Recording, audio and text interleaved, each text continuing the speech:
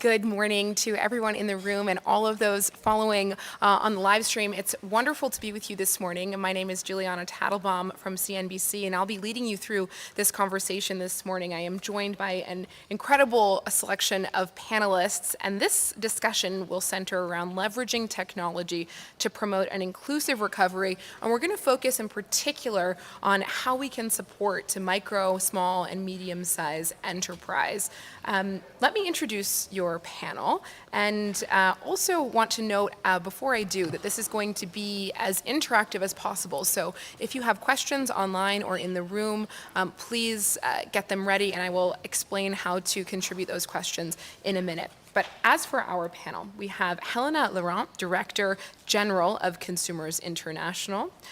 We have Flory Leiser, third president and CEO of CCA and co-chair of the Advisory Council for the Millennium Challenge Corporation.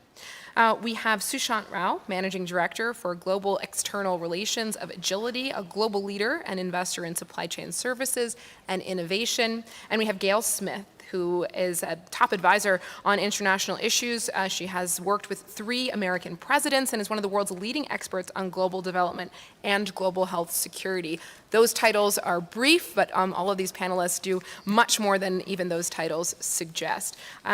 As for the questions, those in the room, please raise your hand if and when you do have a question come to mind. And for those who are following online, you also have a role to play. You can submit written questions for our panelists through Slido.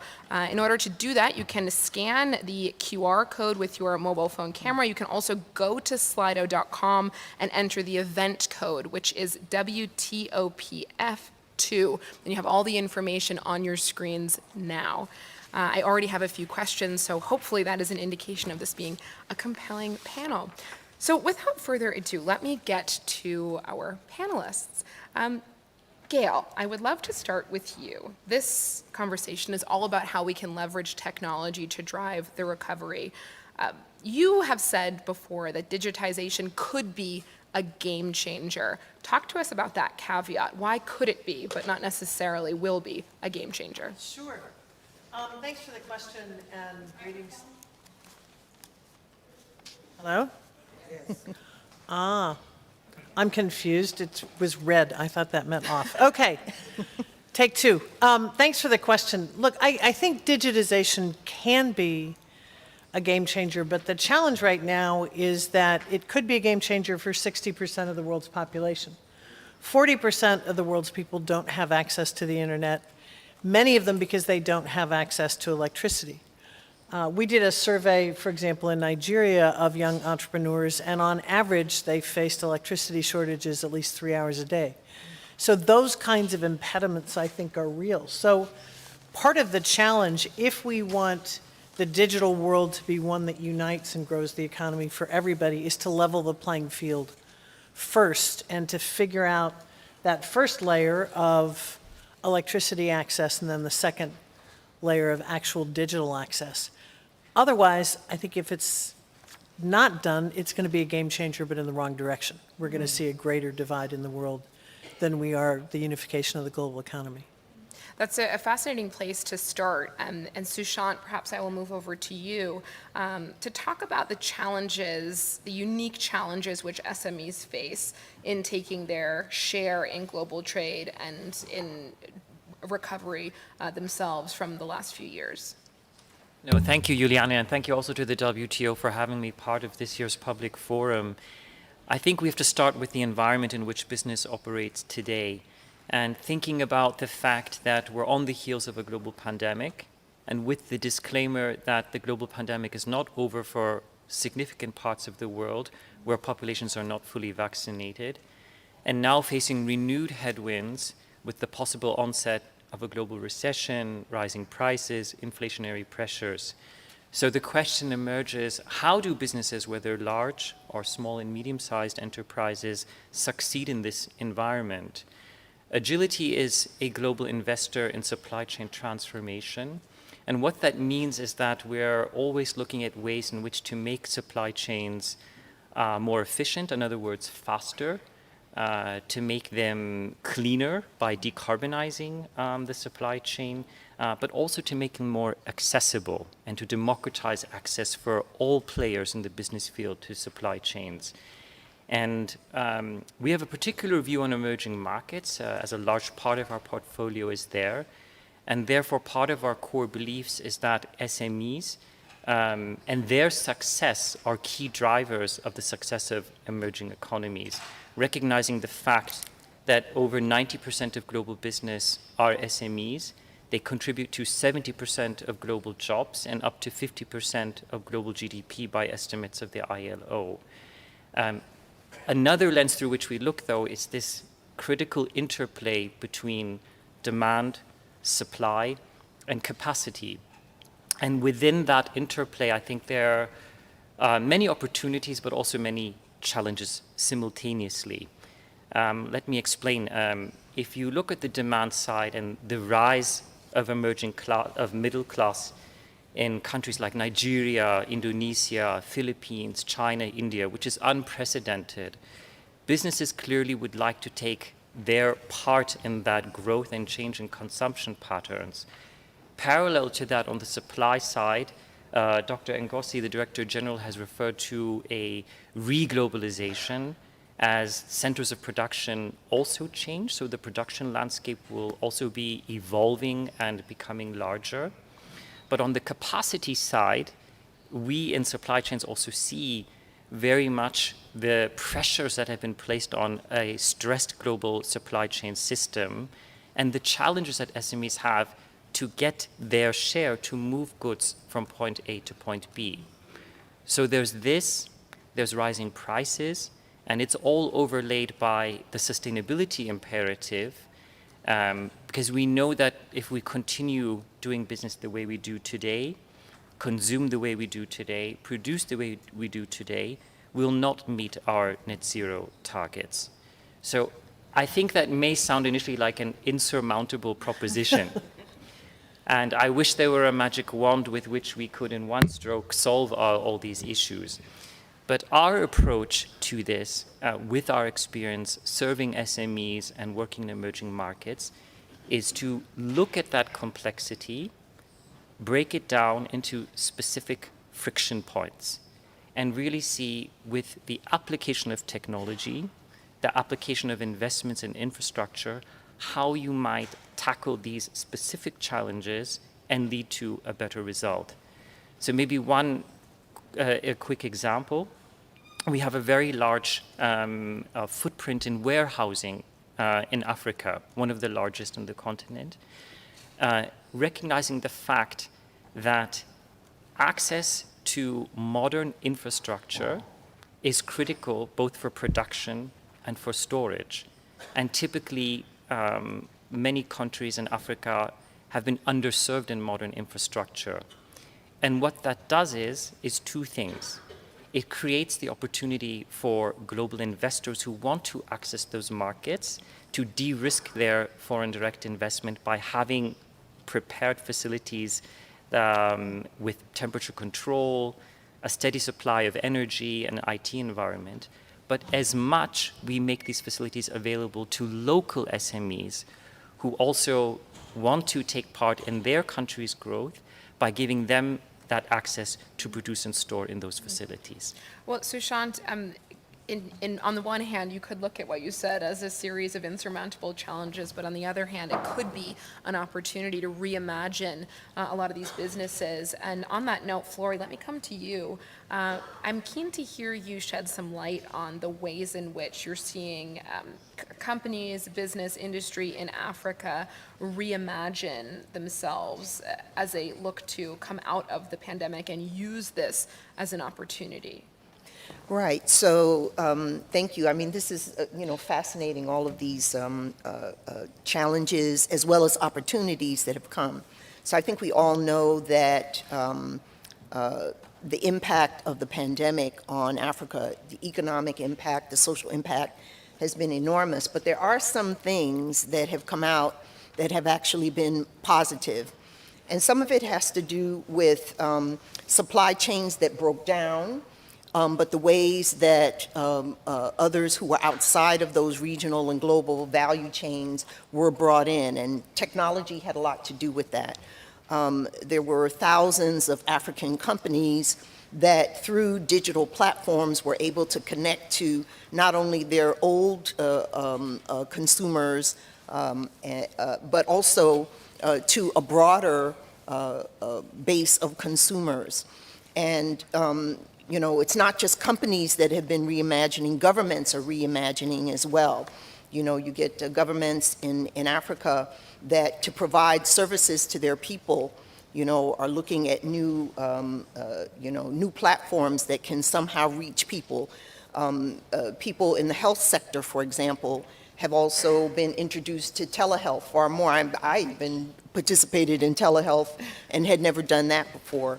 And so lots of Africans have been impacted both in ways that are negative, but also in positive ways. And one of the examples I like of what happened, led by Africans, which is part of why I liked it, the African Medical Supply Platform sort of established almost like an Amazon for health products, and brought in lots of local suppliers, but also made it possible to get the best prices from global suppliers of pharmaceuticals, as well as equipment. But I really like the idea that we're taking what has happened during the pandemic and we are reshaping the global supply chains and bringing Africa in. I think this is Africa's time. I'm excited about that, to be a larger player in the global economy. They still have, I was saying less than 3%, but Dr. Kanjawela shared the other evening that it's only 2.5% of global trade that Africa accounts for, which is unbelievable when you know all of the tremendous natural and human resources that Africa has. How could it be that Africa has only 2.5% of global trade and less than 1% of a global FDI?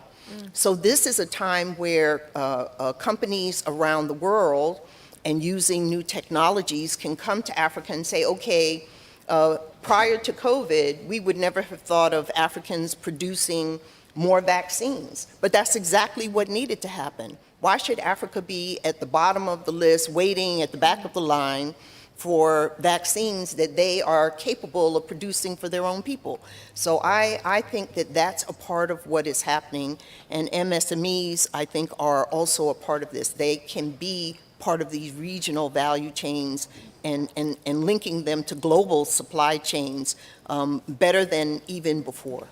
You make such an interesting point, especially about the natural resources in Africa at a time when the world is facing this incredible energy crisis. And I'm keen to come back to you on that shortly. But Helena, let me bring you into the conversation. You come with a different perspective, coming from Consumer International. And I'd be interested to hear how consumer behavior has been changing, consumer preferences in response to the crises that we're seeing around the world. Yes, in one way we are recovering from the pandemic, but in another way we're in the midst of both food and energy crisis in many ways. Yeah, thank you very much, and thank you for the opportunity to give that perspective. Consumers International is a network. It's a network of independent consumer organizations, 200 of them in 100 countries around the world. Give it some examples from East Timor to Portugal to Ecuador. Any respectable economy has organizations that are speaking on behalf of the consumer. And that's not about we just want more, cheaper. It's actually around a series of essential needs, starting with access, starting with that this should be safe for us, protection of vulnerable economic choice, but also things like information and education, right? About the future, about these new technologies, about representation and redress. And then interesting things for this conversation in particular around, the online marketplace should be as safe as the traditional markets. We shouldn't be exposed to different risks. that we should have promotion of sustainable consumption patterns. I personally don't think that's strong enough. I think we need to go safety includes sustainability, and privacy and the free flow of data. So this is a sort of particular perspective that I'm giving. What we're seeing right now is vast change in consumer behavior. So this is a recent survey of our members asking them what are they perceiving with their own networks nationally. 90%, over 90% came back saying people are changing their eating habits. Over 50%, said they were people were skipping meals now. This is often not reflected in the official stats, right? So this is a particular viewpoint.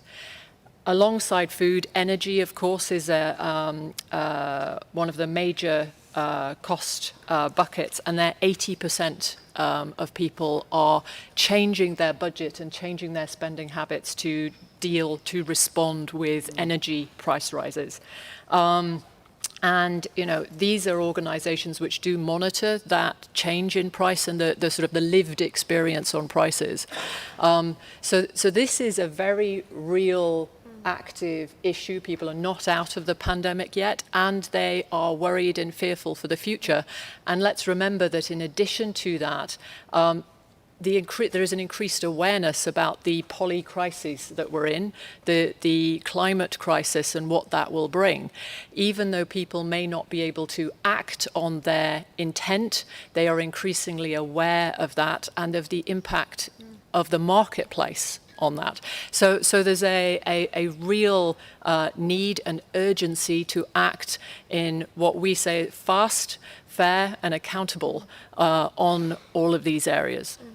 Well, on that note, let me come back to you, Gail. You opened the conversation talking about how digitization could be a game changer, but not for everyone. And taking Helena's information a little bit further, 90% of people in the survey changing their habits. Clearly that points to the fact that these food and energy issues are affecting people very differently. And we chatted before this discussion about the vaccine distribution that took place throughout the pandemic. Share with everyone here that comparison between the way the world went about creating and distributing vaccines to digitization and what the lessons we can learn from vaccines might be. Yeah, and look, I think there's a real risk here. I'm going to stir things up a little bit. It's 9 o'clock in the morning, and you all have a long day in front of you.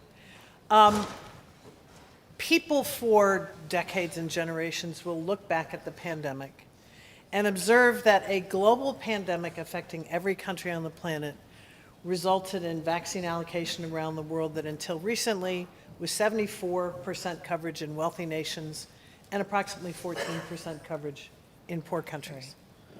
From an epidemiological perspective, that's a foolish way to go after a virus. But as a statement on how the world works, it's a very profound statement, and it's one that we can ill afford, because arguably the pandemic has lasted longer because of that inequity. So, okay, think about digitization and what's possible. I think the challenge is to figure out how to level the playing field before we go too fast, too far. And Helena makes a good case for this also. How do you layer in consumer views and concerns at the onset? How do you start solving for problems that are going to prohibit digitization from having a huge impact in low and low middle income countries? SME products are very, very limited. There need to be better and more accessible financial products. Electricity, again, you've got huge numbers of people that don't have access to electricity. It's a solvable problem. I worked on this in the Obama administration. We put something together where DFI capital and first loss and risk capital was put into play. Huge impact very quickly. Set that up. And the digital access, I think, once electricity is in place, will come naturally. There are huge companies all over Africa that, as Flory says on vaccines, can put that in place. But I think that when we look at these things, I've worked with U.S. trade negotiators, for example. Many of you are negotiators here. We negotiate on the basis of our own countries, quite frankly, in the short term, rather than negotiating with an eye to the long term. You think about Africa, largest untapped market in the world, putting in place a continental free trade agreement. It's got a lot of things the rest of the world wants. And if we negotiate with a long-term view, then we think about how do you level the playing field first and have a global economy that's truly global. If we don't do that, as I said before, I think we're going to see a lot of people that are left out. But we're also going to see a lot of situations like we're seeing now with the war in Ukraine, where suddenly there's a gas shortage, and you can't get gas from Russia, and guess where everybody wants to go get their gas? It's to West and Central Africa. So putting those things in the mix early and thinking long-term, I think is going to give us a greater shot, I think, for all of us, and preclude a replication of what we've seen with the vaccines. Flory, let me come back to you on that note. Gail alluded to where many countries are now looking to replace Russian gas flows with energy from Africa. How have policies shifted in this realm, and what do we need to see from policymakers from a corporate perspective to drive this investment? What will ultimately get private companies and investors to put more money to work and invest in these technologies to develop these resources? Well, I think that there are a number of things. I mean, obviously, there's the work that's being done here multilaterally at the WTO. I don't think we can underestimate the rules of trade and what they can do. For example, we know that e-commerce is one of the areas that's being focused on and negotiated now. And being able to put the right rules in place for e-commerce to be able to thrive, not just in developed countries, but developing countries as well, is really critical. And so, the negotiators here have an important job. Gail talked about the fact that, many Africans don't have electricity, they don't have access to internet, access to financing, very important for MSMEs in particular, who face these challenges. And then within Africa, there have been barriers to moving goods across borders. And so with the African Continental Free Trade Area and putting in place the kind of policies and rules and regulations that allow trade to move freely across Africa, not only promotes intra-African trade, which is important, but also sets Africa up to be competitive to trade with its global partners as well, and to be brought into those global value chains that are really expanding now. They're being reshaped and broadened.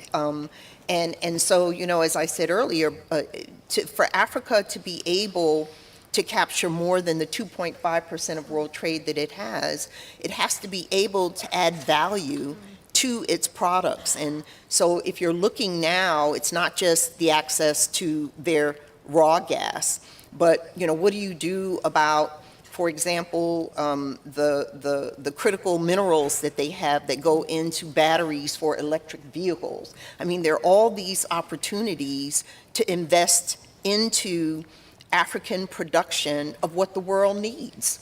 And so, it's not only to supply their own needs, but to supply the needs of the rest of the world. Fertilizer, that's another one of the ones where, people didn't realize, that certain countries, Ukraine, were providing so much fertilizer.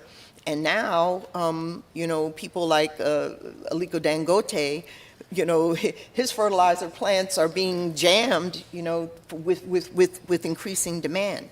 But I didn't mention that the Corporate Council on Africa, and my team will kill me if I don't, I get so excited about the topics, but we are a nonprofit business association with members that are both U.S. and African, as well as multinationals and SMEs. And I think that, many of the members and beyond CCA's members are really looking at, re-emerging from the pandemic, and reimagining what can be done now in this space. And we're very focused on incentivizing investment into Africa in key sectors like, health and ICT. These are all really important. Sushant, we have a question from one of our viewers online, and I think it will come in well here. This is from Hillary Nehemiah, and it is about SMEs and funding for SMEs. So many SMEs have folded over time and years due to either climate change, low power generation, or insecurity. What is the way forward, and what can be done to combat lack of capital in terms of setting up SMEs? No, I think that's a fantastic question. Sorry, I think that's a fantastic question. And, you know, I would take a few steps back to answer her question and to think about what Gail and Flory have just spoken to us about.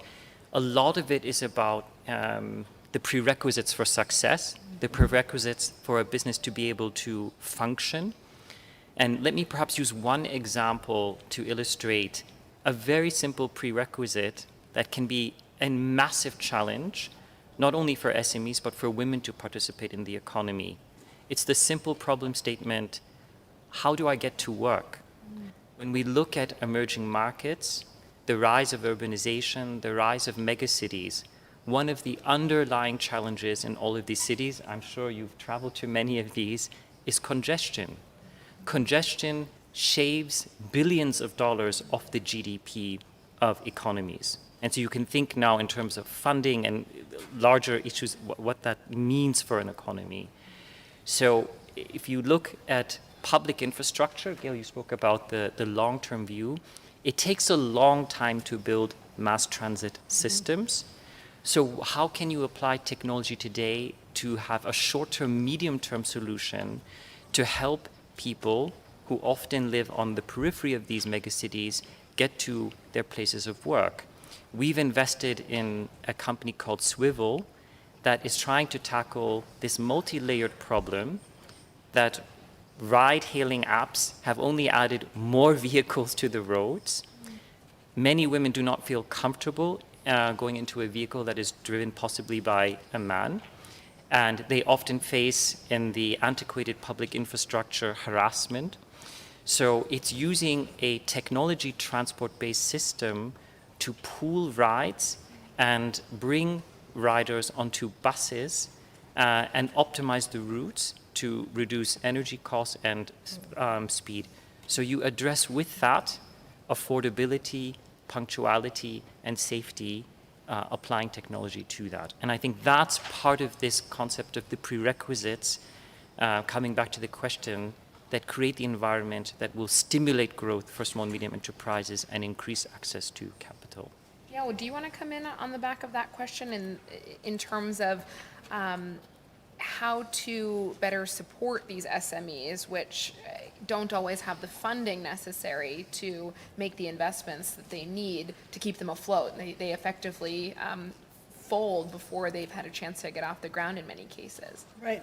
I mean, part of it is organizing the capital that's available to them. And I think I was at one point the administrator of the U.S. Agency for International Development. And so you've got development agencies provide some, banks provide some, foundations provide some, governments in some cases provide some. It's not very organized. So you've got a lot of SMEs that may be able to get initial capital. They need a bit more, and they've got to go to a marketplace that is, it's not exactly congested, it's confused. And so streamlining that so that there are clear places that SMEs can go, that's number one. Number two, I mentioned earlier development finance institutions. That's the Development Finance Corporation in the US, CDC in the UK. These institutions are available all over the world and have a lot of the kinds of capital that could be used. But I think what needs to happen is it needs to come together. Individually, those institutions have too little capital to impact a sector. And I tried this in government, it didn't work as well as some other things I tried. If those are brought together, then a sector in East Africa knows where that pool of capital is. Right now, it's just too random, I think, for companies, particularly struggling young new companies, to move from source of funding to source of funding. So I think if that can be solved, if there's a bit more coordination, we can see a lot more of these SMEs break through. Gail, we have a question that's just come in from Sonia, who's watching. This is for you. And it's about the comments you said around vaccine distribution and allocation through COVID. The WHO said there are shortages of its recommended treatments for COVID. They're expensive, sometimes running more than $2,000 because of patents. This is a very live issue, of course, here at the WTO. And Sonia wants to know if you think the WTO should waive its intellectual property rights. Just looking, where did this question go? Should waive the intellectual property rights, and if you have a view on this issue. Surprise, I have a view. I went back into government temporarily in the Biden administration to work on the global response to the COVID pandemic. And at that point in time, the Biden administration supported a TRIPS waiver. Having served before with Florian government, that was unusual. I think there was a lot of surprise, including among some of our allies, that that was done. Look, I think it was the right thing to do, and I can only think about it this way. I worked on Ebola, I've worked on HIV and AIDS my whole life, and then we have this pandemic. And the challenge with something like COVID is we've got to move faster than the virus. That's how you win. Ultimately, the world moved faster than Ebola. And on HIV and AIDS, we've been neck and neck, and we're still, I think, in the process of getting to the point where we will defeat that virus. COVID, we failed. It went on longer than it should have. The pandemic is not over. And part of the reason for that is that we were not able to deploy the countermeasures in a way that matched the science. And the reason we were unable is that some could afford to buy the vaccines and some couldn't. Some could get in the queue. I worked very closely with the African Union's vaccine acquisition task force that had capital, was ready to buy, and even had a problem getting in the queue. Right. So again, I understand the dangers of TRIPS waivers. I heard from a lot of companies in terms of our posture. But if you imagine you're out somewhere else in the universe looking at planet Earth, you see a pandemic hit, certainly we should do everything we can on a temporary basis to make sure that we can fight a virus in a way that is scientifically smart. And trade, in that case, the rules of trade can be a constraint or can be a facilitator. My view, and I know it's hard, I know it's politically explosive, I know a lot of companies totally flip out at the mention, but I think it's something doable and something we got to think very, very seriously about, because this is not the last virus we're going to see reach pandemic proportions. Can I just jump in also on this point that Gail is making? And again, it's this new opportunity for companies like Pfizer and Johnson & Johnson that are members of CCA to partner in new ways with producers of their vaccines, which were different, in Africa, and which had not happened before. And, you know, prior to COVID, I don't think anybody was thinking about producing mRNA vaccines in Africa, right? So I think that it's looking at how we failed, but it's also now setting up new pathways to success for that next pandemic that's going to come. And not directly related to that, but you know, they've discovered now a vaccine for malaria. And you know, when you think about it, of all the continents in the world that are dealing with malaria, Africa is certainly one of them. And so my view would be, from the very beginning of putting that supply chain into existence, Africa should be seen as one of the foremost places that the manufacturers of the new malaria vaccine should be looking at. They should be thinking about, okay, which are the countries? Is it Senegal? Is it Rwanda? Is it Ghana? You know, where are the places, Ethiopia, where are the places in Africa that we can produce that vaccine? So it's taking the failure and looking at the new possibilities and opportunities, and then setting us up for success in the future, like I said, when that next pandemic or whatever it is Comes along.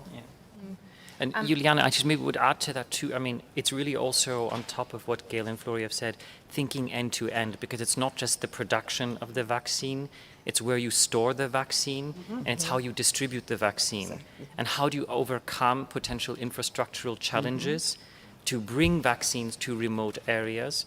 And here again, I think there's some fantastic examples from Africa of using drones, for example, for delivery, and really taking a leapfrogging certain steps in the distribution of vaccines, which you haven't even seen in, let's say, developed parts of the world.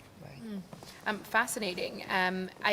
Let me just take this as an opportunity to say to those in the room, if you do have questions, I will open it up to you in just one moment. I want to come to Helena, though. We have a question online. This is from Philippe Morgado, and a little bit of a change in topic here. We can come back to the vaccine, so if you wish. Helena, yesterday, Mariana Mazzucato talked about shaping markets. What role is there for consumers to help in shaping markets to ensure they are both sustainable and inclusive? Great question. Lots of interesting answers to that, which I don't think necessarily get on the agenda as often as they should, right? I mean, the consumer essential needs that the United Nations, all member states agreed to, how often do those get covered in trade negotiations, in marketing courses, in business courses? Should be 101, really. So I think there are a couple of different ways. I think the first part is, one of the first things that many people ask me is, well, shouldn't consumers should drive the change, shouldn't they? And you should be driving the change towards sustainable products, for example. Yes, and so there is an increasingly passionate group of people around the world who see this, want to act. Is the marketplace allowing that to happen? Are we helping them? Are we giving even the choice in the first place to act sustainably? So I think the part one of this question is for consumers who've been going through that cost of living crisis, who are expected to know how to change your password every month in a specific way, how to make ends meet, how to, where to put their kids to school. We're expecting a lot in a time of crisis. So the marketplace the business and government need to show leadership in changing the marketplace, as well as consumers becoming more aware, so that we get to a tipping point towards the reglobalizing, towards the marketplace we want. So that's part one. Part two is consumer trust. Trust of people in the sort of future digital marketplace is essential. So are we building in what consumers need? Can I trust where my data is going and what is going to happen to it when it flows around the world? Do I know that when I buy a product from somewhere else in the world, I can give it back or I can get some form of redress? Not really. Right? I think it's something like 40% of countries have some sort of agreement with online marketplaces about, redress, about product safety even. When it comes to how your data is used, the risks are growing faster than access even. So where is that? What's really encouraging is seeing, for example, the e-commerce negotiations that are going on at the moment with the WTO, incorporating these consumer asks and needs, because it's about, as I mentioned before, privacy and the free flow of data. You can have the and. I think there's a second piece then, which is being more involved. That's a lot to ask, but we can do that. We've just set up an accelerator, actually in low and middle income countries, putting regulators and consumer advocacy groups together to look at how digital finance is shaped. So there are ways in which we can actually get a more inclusive, practical conversation about how the marketplace evolves. And I think the third thing is saying, let's use technology not just for the latest gadget, but also to change the fundamental business models. If you look, we did a bit of work for the UN Food System Summit, and we're saying, if you thought about the way in which farmers and consumers are connected, and you applied technology to that, and you didn't just look in rich world countries, but you looked at, places where that the opportunity is greatest. There is such exciting business models. There were about 30 that include, it's not just about the original agricultural production, it's also things like food waste management. Redi Alimentos in Chile, or Twiga in Kenya, or AgriBazaar in India. There are companies that have started up very recently and are seeing those opportunities to connect farmers and consumers and reimagine the marketplace. And that's really exciting. It's where fortunes will be made if we can get this right. It is where there is a real and exciting and meaningful form of growth. And consumers know that. They know that the business models behind the products they are buying are as important. So great question, and lots of different ways, both in the immediate sort of how you act as a consumer, but also the ongoing implications that link to the topics of trade and technology here. So much food for thought, and I'm keen to follow up with Sushant in just a moment, but first I know there are questions in the audience, so let me come to you. We have a question over here. Hopefully you have a microphone. I think we may need to use these earpieces if I'm not mistaken, so bear with us. Hopefully we get this right. Okay. So my question is to Gil of One Campaign. So when you look at the mandate of One Campaign, it's basically to empower people through emancipation of poverty and diseases. So you make mention of the fact that Africa doesn't have much of energy. But when you look at, I'm from Nigeria and I'm a researcher, when you look at when Nigeria discovered oil in 1956, you will understand that the technology they would have used to refine those oil was criminalized. It was called illegal bunkering. And a lot of multinationals benefited from this. And this particular crude oil, or the fossil fuel that powers even Switzerland, comes from Nigeria, because that's the bilateral trade agreement we have, and equally United States.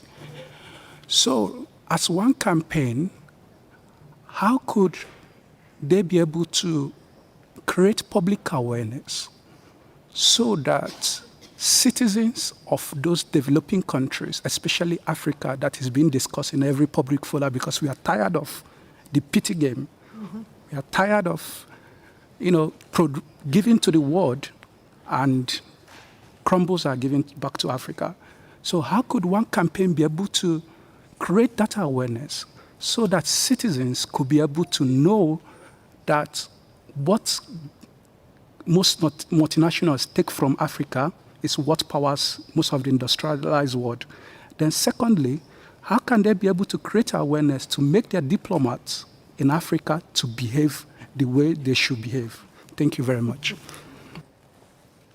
Thanks for the question. And look, I think there are a number of dimensions to this. And the question is mainly about, you've got countries that produce raw materials that many of the rest of us depend on, but you get less benefit in the country itself, in this case, Nigeria, with a long history of oil export. I think there are a few things. One is the terms under which those exports are agreed. And I think one space to watch going forward that's been mentioned, I think, Flora, you mentioned it, is if you look at the raw materials that are needed for the production of batteries, Africa's got a serious corner on the market. The terms under which those raw materials are exploited domestically and internationally and traded internationally is going to be absolutely key. And one of the things I would say in response to your question is, how does Nigerian citizens, anybody, take the lessons learned from the way that oil deals were negotiated? But I think the second that we focus on as the One Campaign is citizen awareness and accountability. So we've got organized communities all over the world, including a team in Nigeria, that looks at things like how deals are done, where there's corruption, where there's transparency, where there's not, where the benefits go, where they don't go. We do the same thing in northern markets, because I think that's one of the key ingredients here that we often miss is that when citizens are aware of these things and can weigh in, it actually does make a difference. We often think that it doesn't. My experience, having served in government 3 times and been an activist and advocate on the outside in between each time, is that even though it's easy to think that our voices don't matter, they actually make a huge difference. So what I would say to you is take the lessons from the oil sector in Nigeria, and I would say the lessons internationally in how that oil is exploited, but also domestically, because Nigeria produces enough oil that it should have greater access to electricity across the continent, and say, all right, what are the lessons to be taken for that in future negotiations over now natural gas and some of these rare earths and other minerals going forward? It's a good question. On making diplomats behave, I'm not sure I have the answer to that one, but I've tried to do my best when I was one. We've got a question over there, the gentleman with his hand. Yeah, go ahead. Who tells you I am a gentleman? So someone just asked about how to make people in Africa more aware. So at debates on climate, we have more and more neuroscientists being invited because they know how to, through neuroscience, turn unaware citizens instantly into totally aware citizens. Shouldn't we apply this technique to governments? Because if you see how even Switzerland, the world champion in health and civil defense, has been repeatedly taken by surprise by all major disasters, not only the pandemics, you know, we have the terrorist threat, we have had all kinds of threats, and all governments in developed countries have always been taken unaware because they were repeating peace and love, peace and love. And so what about applying technology to, at last, turn our government responsible in acts and worst-case scenarios and not just in Sunday political campaigning? Gail, would you like to take this one? Sure. Look, I think one of the best tools for this in terms of technology is, again, transparency and making that information quickly available to citizens. And I imagine when you're looking at consumers, for example, makes a difference. I'll give you, one of the best examples, it's not so much on disasters or threats, but in countries where technology has been used to make budget information available to citizens, you've seen citizens be able to impact that budget. Where information is made available on things like the pandemic more effectively, we've seen people undertake the kinds of steps they needed to as citizens. So I would focus, I think yours is a very good question, on the technological tools for transparency and the rapid dissemination of information to citizens in ways that we can use the information, right? And I've just seen countless examples where that's made a big difference. Sushant, we have a question, a related question from AJ, who's viewing online, about what tools are most effective in transforming supply chains. So less about government response, but in terms of supply chains, what do we need? Is it laws? Is it policy? Where should the energy be focused? Yeah. Well, it's a very multifaceted question, but maybe I link to Gail's last comment because I think it ties to this question in terms of transformation of processes and governments. Many of which can be, from a supply chain perspective, very analog and very paper-based, and hence create an environment in which there is a lack of transparency and corruption. We actually have a subsidiary company called ICS, which has developed customs and border clearance automation software. And it is a large task to work with multiple agencies, from tax to customs to finance, etc., to automate interlinked processes. But however, when you make that step towards e-government, when you make that step towards automation of customs and modernize it, you see a direct correlation in the reduction of corruption, the efficiency with which processes are conducted, and the throughput of goods. So technology can help to what I would call pain points, address certain pain points. And I think to the question, one has to look, well, what are those critical pain points? and where can you apply an innovation or technology that addresses that and moves it further. Helena, I want to come to you. We've got a couple of questions online, and I'll put two of them to you. From Elise, she's got a question. Do you think trade rules requiring free cross-border flow of data without effective privacy exceptions are good for consumers? And then number two, this is from Manuel Escavez.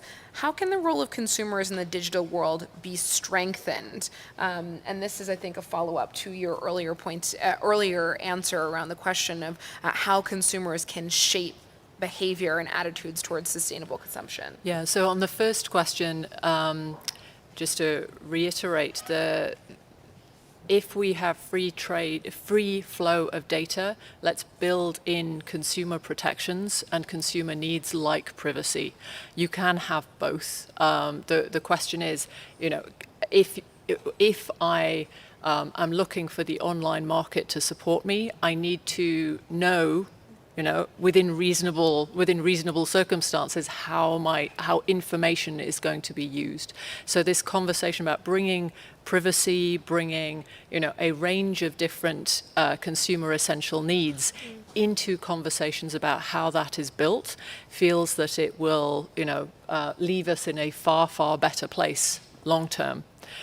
Secondly, there are a number of ways in which data can help enormously with this transition towards sustainability. I think the conversation about transparency, for your own purchasing, there are really interesting companies starting up looking at how we can look at our own purchasing behavior and track that and link it to my own carbon footprint so that I can track my own consumer behavior if I wish to. You can start, you can imagine other examples where we get to a form of data stewardship where groups of consumers could agree to give data to organizations which act more sustainably. On a much larger scale, we could look at the way in which entire value chains are reshaped in the examples that I gave in the agriculture value chain. That is absolutely based on a better collective use of data and data standards, because you've got all sorts of different types of data that gets mishmashed together in there. Not all data is equal, right? So I do feel that if we are to reach a form of sustainable consumption, it's based on using technology, but also consumer buy-in to that technology. I am going to try to get in as many questions as possible. So I have one more online, and then I will turn it back to the floor. Flory, I'll give this one to you. I think you're best placed to talk about the role of technology in African youths. This is from Tatendra Nahand. And what are the measurements and solutions that you could offer or business could offer to African youth, access to technology, innovation, equipment, or capital? Well, actually, when I think of African youth, I think of them being innovators themselves. They're developing all sorts of new digital platforms and technologies that the rest of the world is benefiting from. I know the online payment system. I first encountered it in Africa before it was available in the United States, frankly, right? So, I think the point of youth, though, when you think about the fact that I think something like 60% of Africa's population is under the age of 30, and how African youth, that youth bulge, is really going to be critical for supplying the labor force for globally, looking to them as major consumers of world products and services. So they play a very critical role, and I think technology is clearly the tool that they're using to enter local marketplaces, to merge sort of the digital marketplace with the local marketplace. They're the ones who are actually at the forefront of that. So I think we should look to them to help us, navigate some of these challenges that we have in the world. I think many of these new platforms are coming out of Africa. And I read something about how last year, in terms of startups, especially in the digital space, Africa was at the forefront and actually ended up attracting a lot of FDI into those startups. So, I like the sound of that, and we've got lots of companies that are members of CCA that are involved in that as well. Fascinating to see see them leapfrogging in a way. Right. Let me turn it back to the room because I saw a lot of hands shoot up last time we came out. So if you do have a question, please raise your hand and we can come round to you. Sir, in the front row. Thank you so much to the panel. I'm Emmanuel Wachendo from the Institute of Economic Affairs in Kenya. And my question actually was building up on what we had talked about on transparency. The think tank that I work for actually did carry out a project similar to what Madam Smith had mentioned about transparency, budget transparency, and actually teaching CBOs, community-based organizations, how to follow the budget, the budget cycle, and how to read audited general reports. And we saw the effect it had on transparency. So my question would be, how can we actually boost the signal of such efforts to increase transparency, even to maybe I'll use the word embarrass, say public officials, for example, who are or public institutions that are misbehaving, but ultimately with the objective being to leverage technology to improve the way that governments work.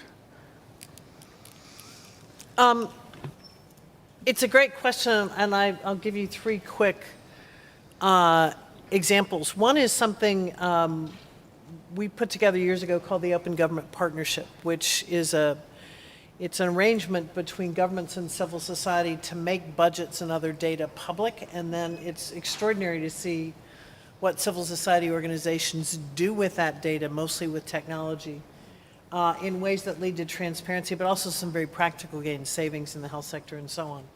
But to get to your point about embarrassing or keeping people honest, I've seen two great examples. One was I Paid a Bribe, where there is an anonymous online app where you are able in some countries to report that you paid a bribe, and they are accrued and counted, and that embarrasses people and gets people's attention.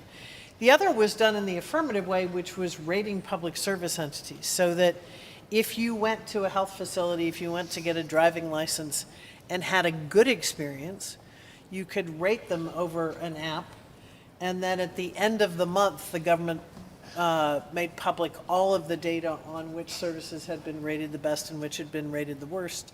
And it actually triggered a kind of competition among public services to be popular in the eyes of citizens. And all of those were things that were started by young tech entrepreneurs that built the apps to do it, and they had huge momentum, and then were replicated. I think the last one on public services now been replicated in 11 or 12 countries.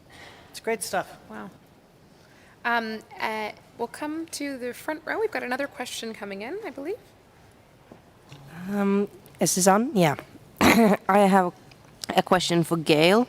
Public food programs are an important tool in developing countries and ensure food security, and also to ensure that small farmers can still continue to produce. Do you think the WTO should urgently agree a permanent solution on public stockholding? Thank you. So I'm not understanding the question. Public stockholding on? On food. You mean public stocks or public stock holding? I'm sorry, that's a terminology that's not familiar to me. Public stock holding on food. Holding stock. Stockpiling. Holding stocks. Yeah. Ah, No, stockpiling is a problem. But look, I think we see this every time there's a food shortage, and what we see is, for example, export bans. We see countries stockpiling food, refusing to trade food, when that, in fact, exacerbates the problem rather than solving it. But I think in light of the impact on international food availability and prices out of the war in Ukraine, we've seen it went up to 30 export bans very quickly. I think that's reduced. So I don't think, if that's what you mean, I don't think either export bans work or stockpiling works. But I do think that we don't have enough flexibility in the system in terms of production, in terms of trade, in terms of availability, to allow countries to be safe and have something to fall back on in the intensive price volatility. So I think there are other things that need to be looked at. Much of that is diversifying production around other countries, because we've got up to 80–90% dependency in some cases. Can I just add a somewhat, just a different perspective on food and food security issues? You know, Africa has 60% of the world's arable land, and but it's a major importer of food. Right. And there are African countries that have had in the past and today have the capacity to be the breadbasket for the world. So it's also about how we can invest into and empower farmers in Africa, and there are tens of millions of them, to increase productivity and to use the arable land that Africa has to produce the products that they need for themselves, as well as provide to the rest of the world. Helena, do you want to jump in here? Yeah, I was intrigued by the prior question and transparency, actually. There is clearly an opportunity to shine sunlight on a whole range of different data that already exists that should be out there, and to take an action on it. The interesting thing is, in addition, the ways in which technology is used now create some interesting new areas that should also be made transparent. For example, things like personalized pricing. So as businesses become more and more focused on personalizing the experience to make it better for individuals, there are some additional factors there. We looked at personalized pricing, which, you know, in economics is a really interesting just phenomenon, that you try and, you know, improve the price that is paid. But with technology, you can do that to the point where fairness starts getting undercut. We took exactly the same service and saw that people, for no apparent reason, were being charged 5 times more for exactly the same service online. And of course, that isn't transparent anymore. You can't see that in the shop. So that level of sort of digging into new phenomena that are coming through in the marketplace that may undermine people's trust in how technology is used, and it's made possible because you've got so much more applied. That's a different way of looking at our marketplaces, and you know, thinking about the fairness that is maintained in there, and make sure that we maintain equality levels, that this is really the sense of a fair marketplace for all of us is fundamental. A hugely alarming challenge that you raise. We're coming to a close, and Helena, I want to stick with you, because I know there are a lot of negotiators and ambassadors listening to this conversation, and they're negotiating rules around e-commerce right now. What is your message for those negotiators? Yeah, it's a time when the world is talking about, you know, all sorts of big concepts: shareholder value, stakeholder value, you know, ESG. Business is there, and many say the consumer is king or queen, I hope. You know, we serve the consumer first. If you do that, start with the consumer essential needs and build those into the marketplace of the future. So when we look at the way in which the e-commerce rules are being developed, consider starting with the essential needs which so often get left off the table. Remember that we as people in the marketplace look at how our marketplace is developing, care enormously about it, and very rarely have the voice that we deserve. Sushant, can I come to you? I wanted to follow up earlier on this point around what big corporates can do to aid in the advancement and recovery of SMEs. We've talked a lot about the role of governments, but what about big corporates? What can they do? Yeah, no, and that's a great question. And I think the first thing I would say in response to that question is really incorporate and internalize into the corporate thinking an ecosystem view. So many of the challenges that were discussed today, from transparency to energy supply, food security, etc., or tech development in Africa, there are many interdependencies here.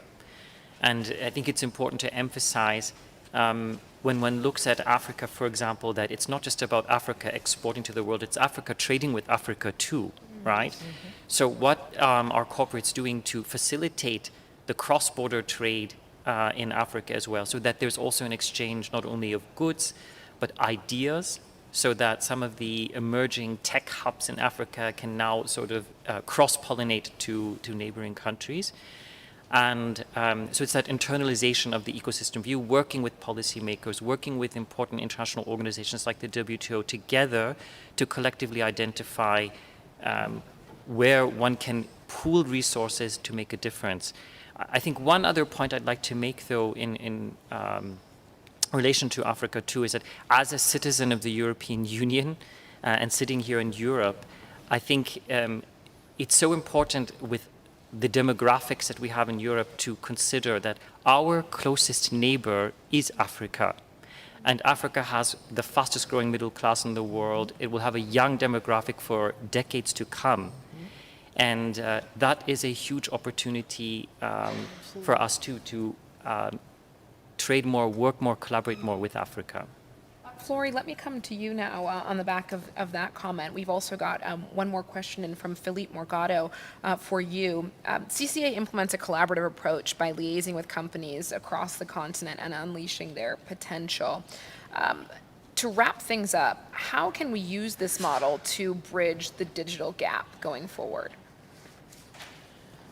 Well, you know, that's a great question. I think that just the process of bringing together U.S. and African companies, some of them in the same sectors. I remember we were doing a webinar series during COVID, and we were able to connect to some of the companies on the ground in Africa who were looking at how they might supply hand sanitizer, and we weren't at the point yet of, you know, them producing vaccines, which we've already touched on. But I do think that just the ability to link the producers and consumers, to link small companies with multinationals, SMEs, especially in Africa, are looking for partners that are sort of the best for them. So also linking them to the diaspora community in the U.S., you know, women-owned, minority-owned, diaspora-owned small businesses, which are also vibrant in the U.S. and contribute a lot to our GDP and job creation in the United States. People think it's just SMEs in, you know, Africa, but it's really SMEs in the U.S. as well. And I think that, you know, there are various technologies and platforms that allow that collaboration to happen, and the cross-pollination of ideas, and you know, sort of developing new ways, reimagining ways that people can address the challenges that they face. I think that's what's really exciting now, that, you know, people are responding to what is the challenge and the problem, and then are developing these new technologies that deal with whatever that problem and issue is. And so, that I think is kind of the future for, for the world. What are the problems and how do we solve them? How do we use, everything that we have and some things we didn't have and create them so we can resolve and deal with those problems, create the solutions to the world's problems. Gail, let me come to you to wrap things up. And going off of Florie's last comment around finding solutions to the problems out there, I wonder how much of a role globalization is going to play moving forward.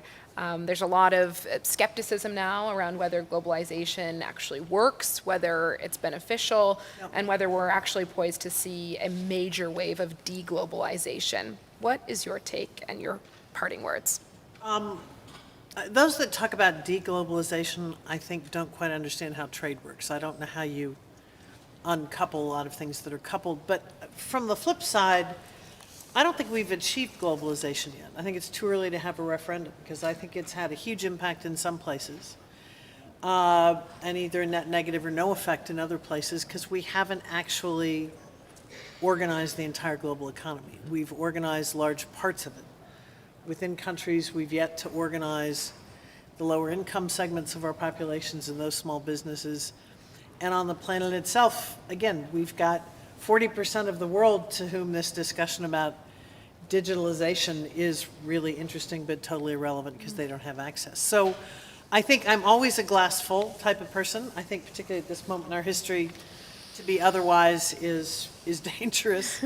and I think our opportunity is to, again, think about how do we use trade negotiations, how do we use concepts like globalization, how do we use the expansion of technology to level the playing field, because at the end of the day, it turns out to be better for everybody and safer for everybody. So I think that's our challenge. I think it's doable, but we just have to have the political will to do it.